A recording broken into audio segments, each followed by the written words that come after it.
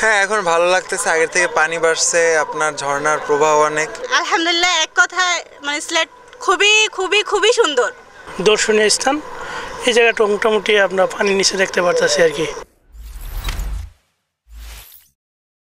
हम लोग यहाँ पर ही बहुत दूर से आए, ढाका से, मोहम्मदपुर से आए हैं घूरने। जाफलंग देखे, पहला बार आए, बहुत अच्छा लगा है। বুঝতে পেরেছেন?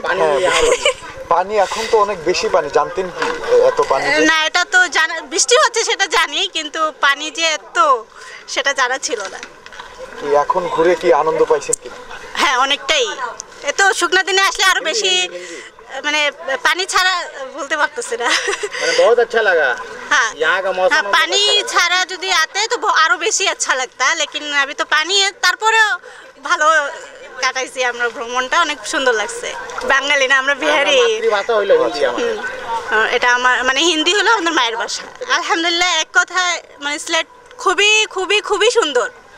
মানে কক্সবাজার থেকে বা না, অন্য হ্যাঁ, জায়গা সত্যি থেকে আমার এটা हमको सिलेट बहुत पसंद है। लेकिन क्यों?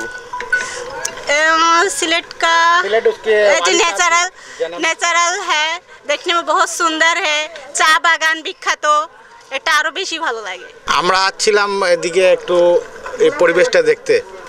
মোহাম্মদপুর থেকে আসছি তো সিলেটে উরুস, তো উরুসের জন্য আমরা এদিকে আসছিলাম। এখন জাফলং কেমন দেখছেন? ভালো, গোসল গোসল করলাম, ভালো মানে লাগছে কাম করে। পানি কেমন দেখছেন? পানি তো অনেক, পানি অনেক, পানি ঝর্ণার থেকে অনেকগুলো পানি পড়তেছে। হ্যাঁ, এখন ভালো লাগতেছে। আগের থেকে পানি বাড়ছে, আপনার ঝর্ণার প্রবাহ অনেক। আর আমরা আসছি ঢাকা থেকে, সাভার। কতটুকু উপভোগ করলেন? হ্যাঁ, ভালো উপভোগ করলাম। আর সকালে রাতারগুল গিয়েছিলাম, রাতারগুলেও অনেক পানি। এবার একদিনেই বললো প্রায় 10-12 ফুটের মতো পানি বেড়ে গেছে। না, আমরা 10 দিন আগে থেকে ট্রেনের টিকিট কেটে রাখছি, কিন্তু এই বন্যা যে আসবে সেটা তো জানতাম না, আকস্মিকভাবে হয়ে গেছে। আসার সময় দেখলাম যে অনেক ঘর বাড়ি দেখলাম প্রায় ডুবো অবস্থা বা অর্ধেক ডুবে গেছে। তখন আসার সময় কষ্ট লাগছে। এখন তো অনেক ক্ষয়ক্ষতি হয়ে গেছে। এই জায়গাতে আগে মানে দোকানপাট ছিল, এইগুলো পানির নিচে চলে গেছে।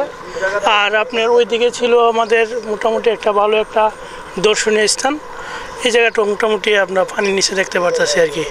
এখন তো আর ঘুরে দেখার মতো কোনো কিছু মানে বাকি নাই। ঝর্ণাটার এখানে যাইলে মনে হয় নদী আপনার নৌকা নিয়ে যাইতে হইব আর কি, এরকম একটা সিস্টেমে আছে বর্তমানে। এর চাইতে তো আর ঘুরে দেখার মতো ভালো কোনো কিছু এখানে আসলে এখন নাই। হয়তো বৃষ্টি আসলে ঝর্ণাটা দেখার জন্য একটু সুবিধা হয়, এই জন্য আসছিলাম। কিন্তু এখন তো দেখা গেল যে সব কিছু পর্যটনীয় প্লেসগুলা আপনার পানির নিচে তলাই গেছে। শুধু মনে হয় ঝর্ণাগুলা বাকি আছে, ঝর্ণাগুলো দেখা যাবে আর কি। এরকম জানলে তো আর আগে আসতাম না।